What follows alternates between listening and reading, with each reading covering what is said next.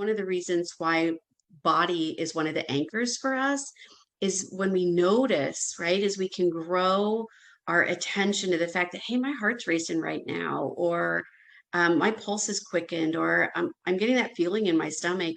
I might need to stop and just take a few deep breaths here, right? I might hear I'm headed towards that zone. What can I do to pause to keep me from going there? How can I get to this place of rest and digest? Breathing and paying attention to the breath is one of the easiest and quickest things we can do to reset and pull us out of that fight, flight, or freeze mode. The vagus nerve activates what's called our parasympathetic nervous system.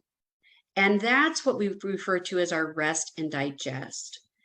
It's a place that we also call it our response mode versus our react mode. It is where we can slow down, where we give our body rest, right? So those physiological things that are happening, like the racing heart, the increased pulse rate, even those temporary jumps in our blood pressure that can happen, we can take those back down. And it gives us opportunity to digest what's going on around us and make choices. It puts us in a place of response. Viktor Frankl in his work talks about the place between stimulus and response being that place of choice, where we're choosing our actions. We have the power to choose. And mindfulness helps take us back to that place, right? Where we are choosing. For example, with breathing, you can focus on taking longer exhales to your inhales.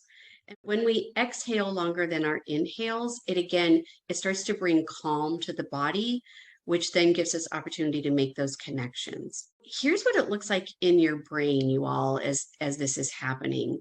So there's a kind of a simple model that Dan Siegel had come up with, kind of a hand model of the brain. And I love using it as a really good reminder of how I can get to that place of rest and digest.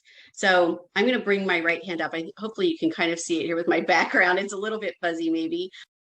And you can certainly do it if you want with me or not, but just an easy reminder. So if you think of the brain, this is a very simplistic way, but if you think of kind of the bottom of your palm here as the brain stem, right? So right back here, connected to the spinal cord.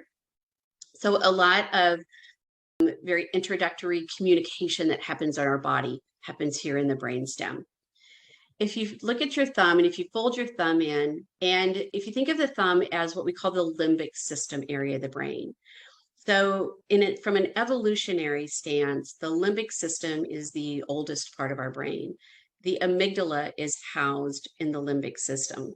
And we often hear the amygdala connected to things like emotion, right? This is where our initial reactions and emotions come from and are connected here to the amygdala. Now, if you fold the rest of your hand over, and if you think of this area here as this is a lot of what we call the gray matter, right? This is that covering of the brain. And right here across your knuckles being the prefrontal cortex. Now, the thing is with your hand closed, you feel a connection, right, between these top fingers and your thumb. And so there's a connection in your brain between the amygdala, the limbic system, and the prefrontal cortex. The prefrontal cortex is where executive functions happen. So this is where our processing happens. It's where planning happens. It's where we're able to make higher level executive kinds of decisions connected to our emotions. And so these two systems talk to each other in our brains. Now, one of the reasons why Dan Siegel also did this model is because it's an easy way to show what happens when we lose control of those, or what he calls flip our lid.